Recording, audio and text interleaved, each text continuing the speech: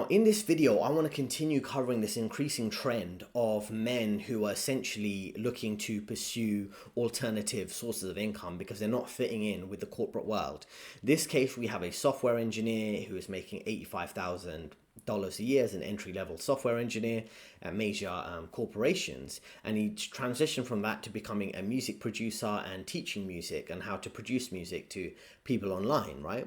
Now, I'm explaining this because many people are disillusioned right now. They're stuck in a situation where they might be losing their job. They're not sure what to do, right? They're not sure how to pivot and move forward, find the next career opportunity, develop maybe a personal brand online to promote themselves in a different skill set. And a lot of these things are worthwhile considering because sometimes your 9 to 5 just isn't working out. You're not just fitting in there, and you might need to quit and pursue your freedom, right? And you can transition from your layoff to your dream life. It's not going to be necessarily a smooth transition where everything goes well, but it's important to find a way to thrive in a collapsing job market, which many men are doing these days. So let's listen to what you have to say here. I eventually got a job, full-time job, at a good company. Well, it used to be a good company. It's not really a good company anymore, from my opinion and from what I've heard. And I worked at this company as a software engineer for 2 years. And for a while, it was fine. For a while, I was content. I went to work. I did my job as best as I could. I had a little trouble, as you might, but I was doing fine. You know, was I the top employee? No. But I was doing all right. I was doing all right, I would say. Went on like that for about a year and a half until they put me on a performance review. Now, if I'm being honest, I knew that I wasn't doing that well. I knew that I perhaps was a little behind and that I perhaps needed a little help. What I didn't realize was how behind I actually was. And the way that I realized it was when I got put on a 3-month performance review to get my performance up. And if I were not to pass the review, then I was going to lose my job. That's pretty much what they told me. I received no training. I received about a week's one-on-one access to one of the employees on the team. That's not to say that after that first week that the team was not very helpful. The team was very helpful, actually. And they're very good about helping me whenever I needed it. And they were really good about that. And yet there was still no formal training for the job. My degree hadn't really prepared me very much at all, in my opinion. I learned how to design database systems, but I didn't really feel like I learned about database systems, for example. I actually did learn about database systems, but it was 4 years before my full-time job, so I'd kind of forgotten a lot of what I'd learned by the time I was in my full-time job. And so when they put me on performance review, I was slightly appalled, and I was immediately feeling negative, and I was a little confused. I was like, what is going on here? This doesn't really seem fair. I've been working hard, but I didn't really receive the proper training, and the whole job, it felt like a struggle from the very beginning. So in a way, the review was what I needed. The performance review plan was what I needed. So just to first off give you a bit of background, because I skipped ahead some of the intro. This guy is someone who did study quite hard to complete his degree around learning software engineering. He went to a relatively decent university, Georgia Tech. And what ends up happening is a lot of people, and you might relate to this if you're maybe younger or more junior in your career, you put so much effort into developing a skill and then you have to throw away that effort level. And it's a big opportunity cost if you want to pivot from your standard corporate career to doing something different. In his case, becoming a music producer, right? And teaching music online. So you've put all these years and debt you've gone into your university degree or even at college and things like this, all these years to learn quite complex coding skills in his case. And then all of a sudden, are you going to pivot away from that and become a music producer and have unstable income? It's quite a difficult position to be in, right? He's worked at some decent companies like American Express and other kind of, like I say, major corporations.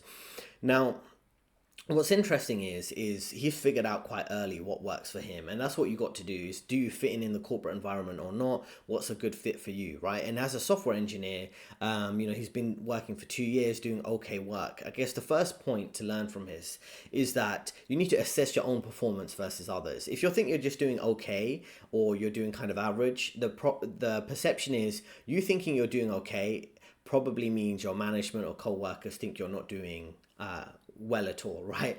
Whatever you think, people have a worse perception of it. That's what I realized in the corporate environment. So if you're thinking you're doing really good work, people will think, oh, you're doing a decent job. If you're doing okay work, they probably think you're doing below average work. So just that's first lesson to look out for. Try to gauge how other people's work is being perceived versus yours. Then lesson 2 is if you're put on a PIP, a performance development plan, things like that, is essentially them saying your work performance isn't good and you should start searching for a job, because I think 80% of people fail their PIP PIP, they don't do well, right? So what I mean by that is that you might think, oh, the company's trying to help you, they want to help you improve your performance by tracking it closely. No, what they're really doing is in 3 to 6 months, depending on how long the PIP is, they just want to basically keep a track record of what they told you to do and how you didn't meet their requirements. Even if you try your hardest, they're going to set the bar too high.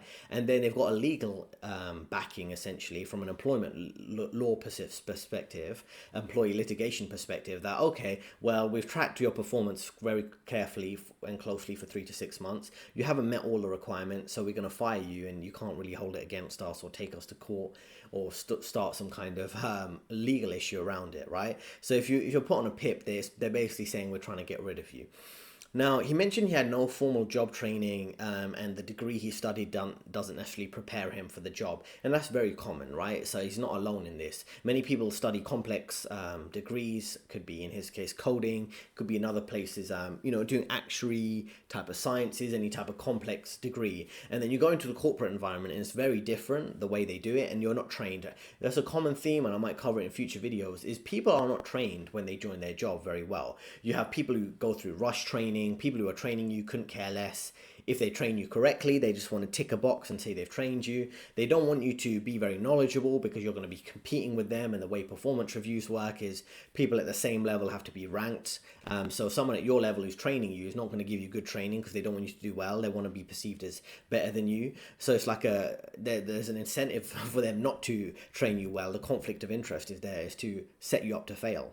And then the thing is, I think he's making very good points here, but one thing he doesn't mention is the social dynamics at work, right? And how he was perceived by others. And that's the thing to really pay attention to. How popular are you at work? They might be more helpful for you if you're fitting in quite well. If it's clear you're not fitting in well, they might just want to pull the rug from up under you, rug pull you, or basically set you up not to do well. And that's what I think, reading between the lines, could have occurred. They weren't really too keen to help him develop and really fit in the corporate environment. So I had a 3-month time period to get my act together, you might say.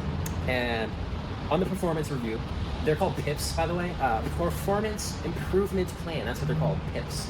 I had a PIP to complete, and there were tasks on the PIP that I had to complete within a timely manner, or else I would lose my job, lose my benefits. Well, they didn't tell me that part then. I just knew I was going to get fired, laid off, let go.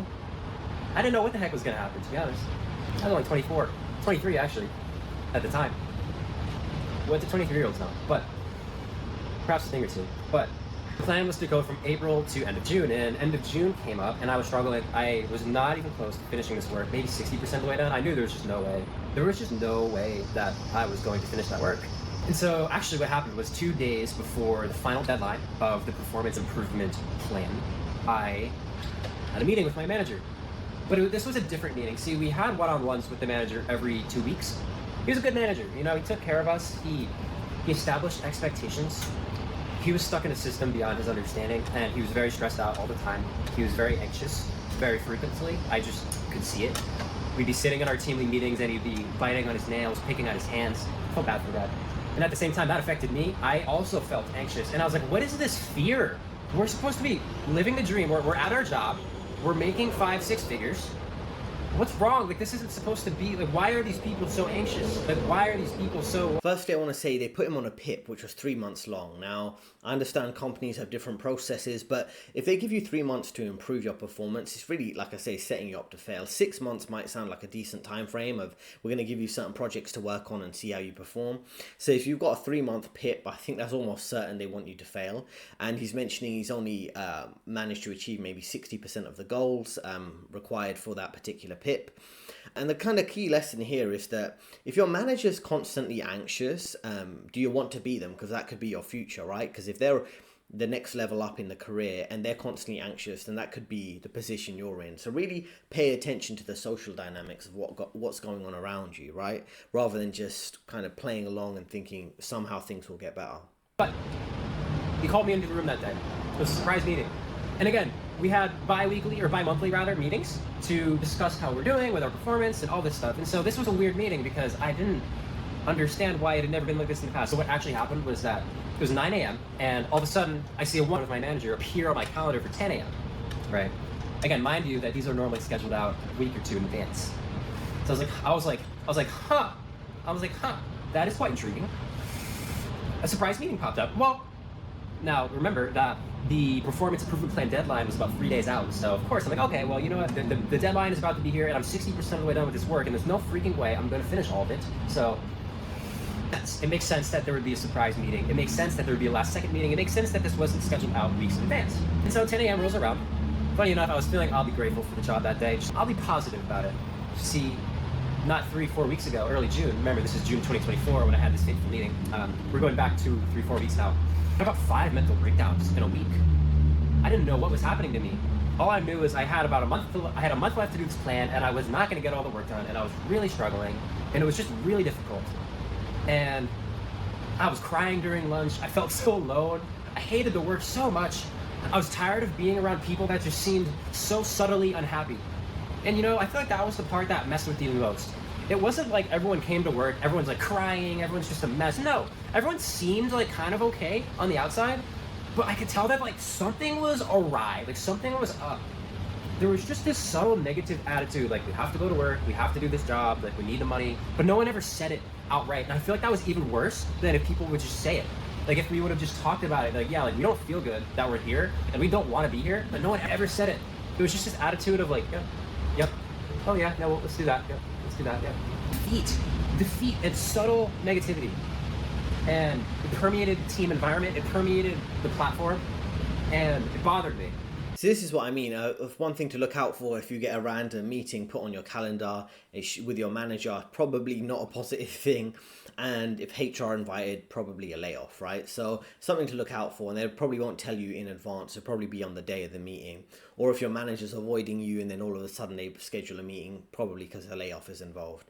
Now, one thing I want to advise you is if you're in this scenario, like I say, depending on what you're looking for, you might want to search for another job. Or the other thing would be to kind of detach yourself so it doesn't have as much of a mental health toll on you and you don't take it so personally, because you mentioned having 5 mental breakdowns. If you're having these type of really extreme mental health reactions to the scenario you're in, it's probably because it's just not the right fit for you, the job or the industry, and you really need to think about that. I think the word hate, like hating your job, hating your work, is a strong word. And if someone's saying that, it's something to look out for. If you're saying that, then maybe you really do need to make a shift. Even if you had to take a pay cut or do a more low status job, maybe you would go from working in the front office to the back office, whatever works for you, right?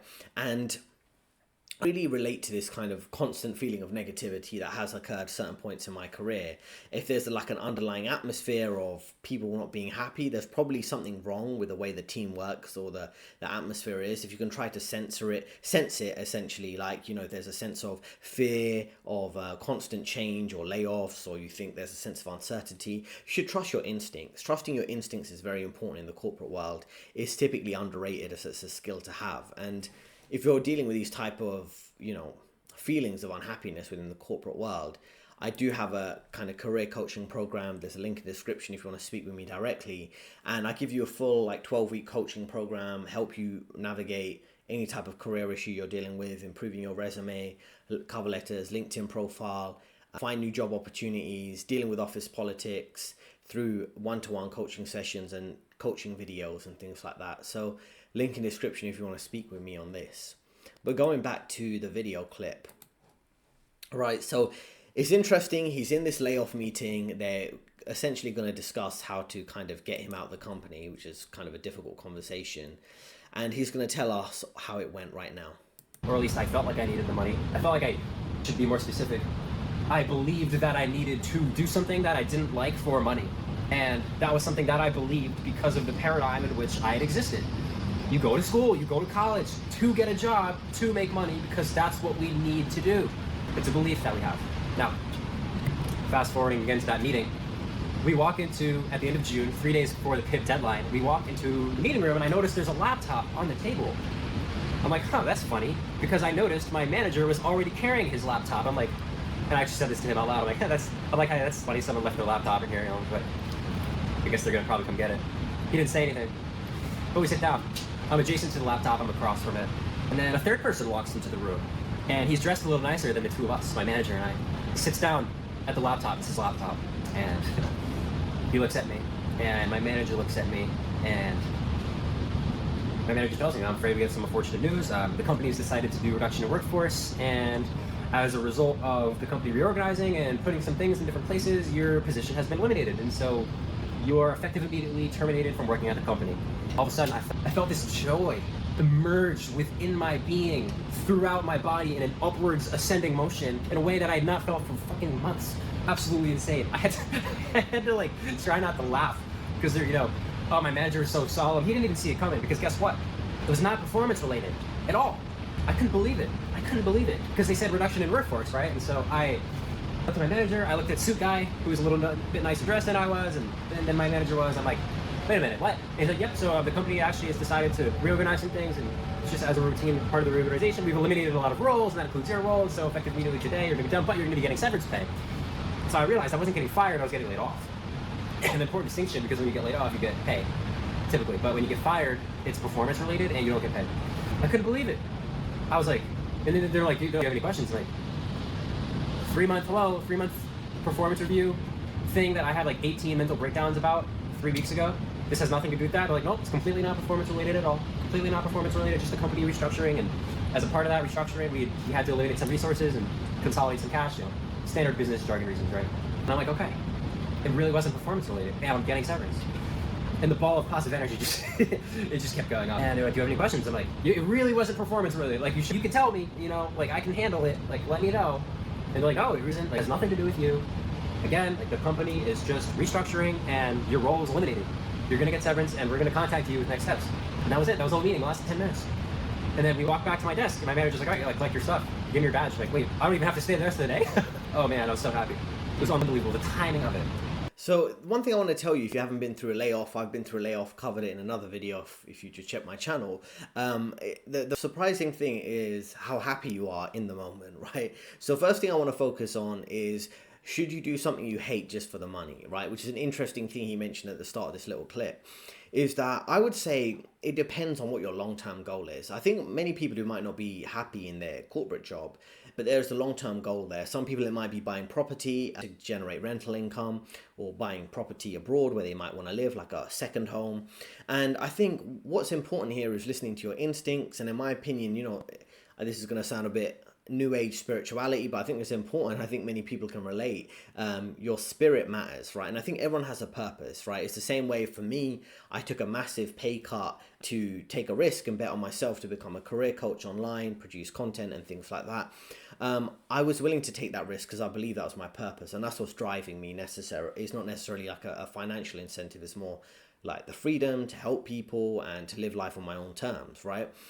And that's why mindset matters, right? When it comes to self-employment, if you're going to pursue that like he's pursuing it as a music producer, is a completely different mindset. You've got to be constantly paying attention to your emotions, and I don't mean that in like a weird way. I mean that in terms of what's the vibe. Like, are you getting good vibe from your clients? Are you getting a good vibe from growing your business in a particular direction, whether it's promoting it on YouTube or Instagram? How the general vibe, right? And that sounds very, like I say, intangible. It's hard to describe it, but that type of vibe you also feel in the corporate environment, right? And what's going on around you, people reacting positively or negatively, what's the company feel like they're going to make job cuts or they're going to be growing, things like that.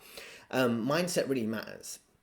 And when you're in a layoff, you typically do feel quite happy because at least for this moment or today or the next few weeks or months, I won't have to work, right? Lots of people portray unemployment as a desperation and things like that. And there are moments where you do have low moments, but a lot of it is like, okay, well, I've kind of in control of my destiny to find my next job opportunity, pursue self-employment as he is, and things like that, right? The sense of elation, joy, and euphoria is real. You won't be depressed. Many people get a layoff and you're not immediately depressed, particularly if you're going to get a severance package.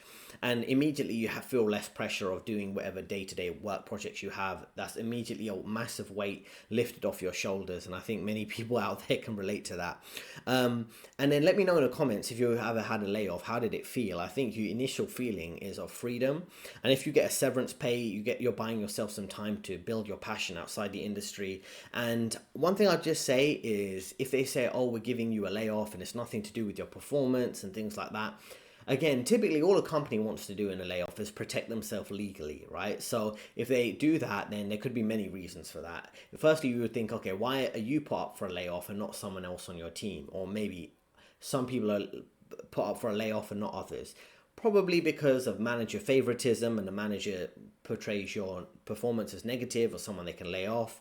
Another reason they could lay you off rather than firing you through a performance improvement plan could be they want to avoid the legal issues. If you're having mental health issues at work, they don't want to fire you through that. Because that could put them up for liability, that they unfairly were judging you on a performance improvement plan when you clearly didn't have the mental capacity to deal with that type of pressure. To avoid that, they'll give you a layoff and say, oh, we're laying off many other employees. They'll just include your name in that group of layoff and avoid the legal issue there, right? So I wouldn't, if they say, oh, there's nothing to do with you, we just had job cuts, there's a reason why you were picked, right? And nothing to do with your performance. Perhaps it could be the manager just doesn't like you and it's an easy legal way of getting rid of you. So it's worthwhile thinking that through. And then in terms of, your attachment to the job, this is something I keep reiterating. Be detached from your job as much as possible, because you don't want it to impact your mental health. When you realize, as someone who probably watches my channel, how much you can control and how much is out of your control, like, it's not really, I don't think it was necessarily in his control, this particular set of circumstances. Yeah, he could have worked a bit harder, put a bit more effort into the PIP, but it really wouldn't have made that much difference if they want to get rid of you, right? So one thing I realized is that a lot of anxiety in the workplace comes from uncertainty. You see job cuts in your industry or your company, and you have constant anxiety and uncertainty. Oh, am I going to be put up for a job layoff? And then you're constantly stressing every day with lots of uncertainty. So that's why if you're detached, you're just like, I'm gonna take it day by day, week by week, month by month, year by year.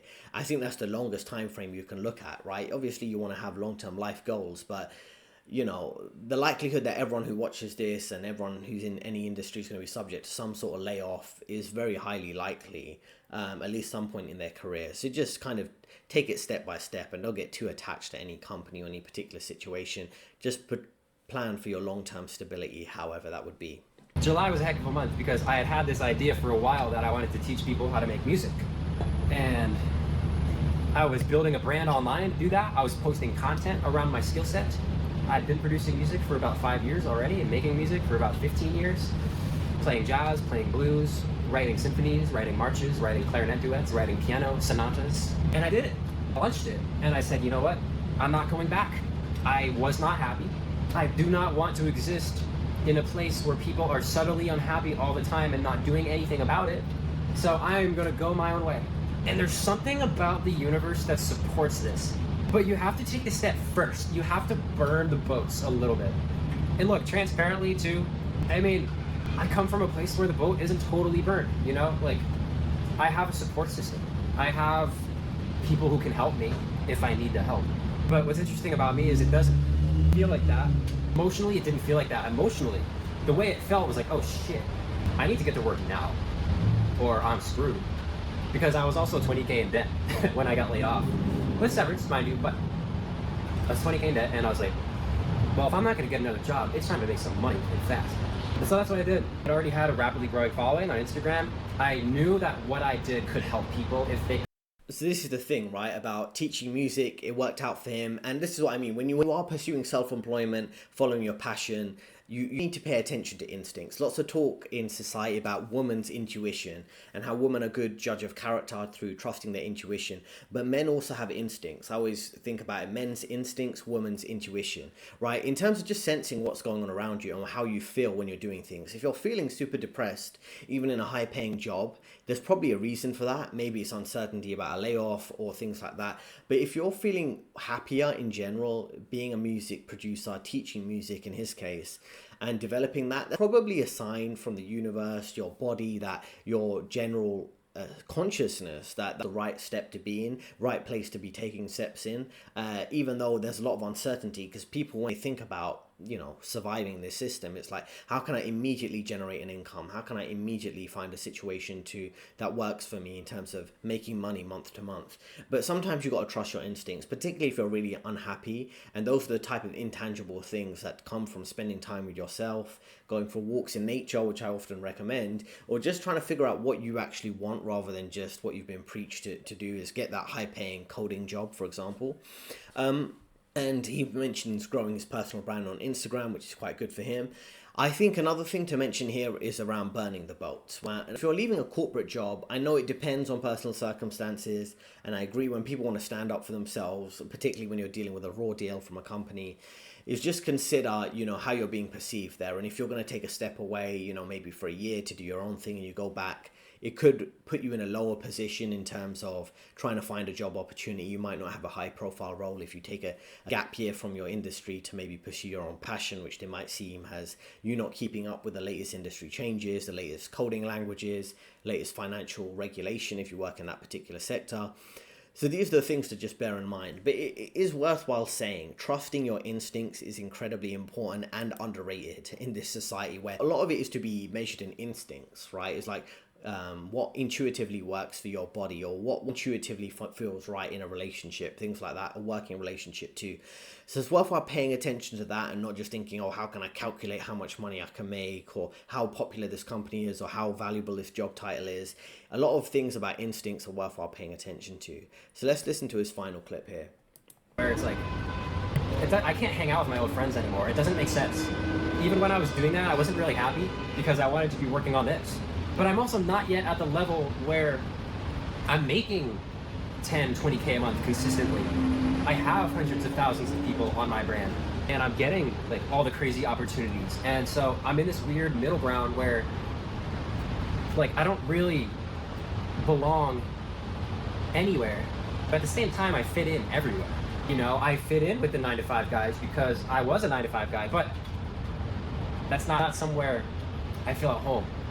But I fit in there. I fit in with the entrepreneurs too. But my level of success is still growing to the point where I'm just not quite there yet. So if you're listening to this and you're in a middle ground right now, know that transitions are important and that you can do it. And like so much of this is belief, because it's like I had very negative beliefs about losing my job. But at the same time, I had very positive beliefs about losing my job. And I know that because, well, first of all, I was so stressed out in June when I had those mental breakdowns about losing it and getting fired. But when I got laid off and I had some money, I felt really good. And it was because I believed that losing my job was an opportunity. And so I think losing my job was an opportunity, right? And that's like a key point to end on, right? In terms of understanding, if you're part of a layoff, rather than just being caught up and being depressed about it and things that are out of your control, like companies making major job cuts, figure out what could work for you. There's other people I know who were laid off in remote tech sales, say on the West Coast, and they moved to the Philippines and used some of their savings and investment to fund that, and they're working on developing new skill sets. So this is what I mean. And something similar to a video I covered recently about someone moving from accounting to trucking. You're going to have a hard time dealing with people who can't think outside the box, and you do make major changes from software engineering to music producing. And this is when you've got to be careful who you're speaking with and what information you're sharing things with, right? Old friends might not be able to relate to you. Your parents and your family and friends might think you're crazy. When you have one foot in, one foot out an industry or a particular lifestyle. And this is what I mean. You have to focus on your beliefs. If you want to have a positive mindset about making the change, it can work out for you, even though there is a level of instability around those changes. Listen to your instincts rather than just focusing on where the money is, where the immediate money is.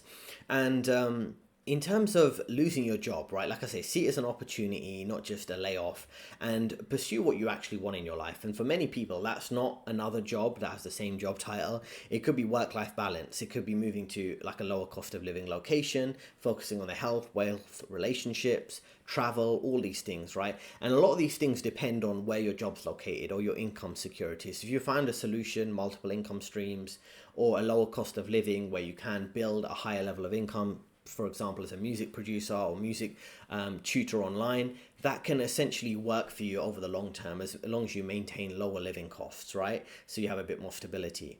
And that's the thing you got to consider. Do you want the volatility of self-employment or the somewhat unhappy stability of a corporate job? Sometimes it can be those two contrasting things, and most people would mind dealing with a bit of the unhappiness in a corporate job versus the self-employment, because the volatility, people get very put on edge. If they're making a lot of money one month and then no money for the next 2 months, they can't deal with that mentally. And the only way to deal with that really is to keep your cost of living low and save and invest as much as you can, right? But that constant anxiety can impact people. But then again, there's constant anxiety in these so-called safe 9 to 5 jobs. So it's worthwhile kind of weighing up the options. There's no perfect option there, right? There's very few people who are like making millions of dollars online or in their corporate job, and they're kind of set up for life. In many cases, some of those people are living beyond their means. They're investing a lot of those money in like risky assets or risky business ideas, or having high living costs. I've seen in many people in the trading floor of major investment banks, they have incredibly high living costs, and I don't know how they sustain themselves if their job was to go in the next few years. So it's worthwhile thinking outside the box if you're looking to plan your career out and your financial freedom path. I have a career coaching program, link in description. I'll help you through all those dynamics, thinking ahead of a performance improvement plan, how to deal with that, how to deal with a layoff, whether you're dealing with a promotion too, how to deal with the work social dynamics with office politics, being a man at work, and also focusing on your financial freedom plan. So if you wanted to make the jump outside of corporate to being a music producer or doing your own thing online, at least you've got some stability there in terms of improving your financial literacy and your investment strategy. So link in description if you want to speak with me. Let me know in the comments. I know we've got quite a few people who work in tech who've consider alternative opportunities. Maybe you're investing quite aggressively. I've worked in finance. I do have a lot of a strong affinity for people who work in tech, because I think maybe ideologically, maybe politically, we might have more similar views, and we're more focused on freedom and see through a lot of the lies of corporate environments. So it'd be interesting to let me know in the comments, what do you think about taking this risk away from a stable coding job, tech job, to doing something different? 2 recommended videos on your screen right now, and I'll see you in the next video.